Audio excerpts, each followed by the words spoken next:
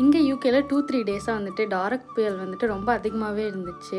இங்கே நம்ம வீட்டை என்ன பண்ணிருச்சுன்ட்டா, சைடில் வந்துட்டு இருந்த அந்த உட்டன் வாலை வந்துட்டு அப்படியே சாய்ச்சி விட்டுருச்சு. காற்றுமே கூட ரொம்ப அதிகமாக இருந்துச்சு. இங்கே இருந்த சோஃபா வந்துட்டு அந்த சைடில் போயிடுச்சு. கிளைமேட்டுமே கூட ரொம்ப மோசமாக தான் இருந்துச்சு. இந்த கிளைமேட்டுக்கு வந்துட்டு நான் மாவு வேறு ஆட்டி வச்சுட்டேன். இட்லி சாப்பிடணும் போல் இருக்குன்னு. நானும் 2 நாளாக திறந்து பார்க்குறேன், மாவு புளிக்கவே இல்லை. சரி உள்ளே போய்க்கோ அப்படின்னு சொல்லிட்டு மறுபடியும் அவனுக்குள்ளே வச்சுட்டேன். கிளைமேட் வேறு ரொம்ப மோசமாக இருக்குனால என்ன சமைக்கிறதுனே தெரியல. அப்பப்போ சூடாக சாப்பிடணும் போல தான் இருக்குது. யாராவது சமைச்சு கொடுத்தா இன்னும் நல்லா இருக்கும்டா அப்பா அப்படின்ற மாதிரியும் தோண ஆரம்பிச்சிருச்சு. யூஸ்வலாக வந்துட்டு நான் முன்னாடி நாள் நைட்டே சமைச்சிருவேன். ஏன்னா இவனை வச்சுட்டு என்னால் இப்போ சமைக்க முடியறதில்லனால நான் நைட்டே சமைச்சு வச்சுருவேன். பிரேக்ஃபாஸ்ட் லஞ்ச் எல்லாமே. இந்த கிளைமேட்டுக்கு நல்லா சூடாக சாப்பிட்டா தான்ப்பா நல்லாயிருக்கும் அப்படின்னு சொல்லிட்டு சிம்பிளாக அரிசி பருப்பு சாதம் பண்ணேன். கூடவே உருளைக்கிழங்கு பொரியலும் பண்ணிக்கிட்டேன். என் கைக்கு என்ன மசாலா கிடச்சிச்சோ அதெல்லாம் போட்டு தான் பண்ணேன். கூடவே சிப்ஸும் வச்சு சாப்பிட்டாச்சு. அவ்வளோதான். எல்லோரும் நல்லாயிருப்போம், நல்லதே நினைப்போம்.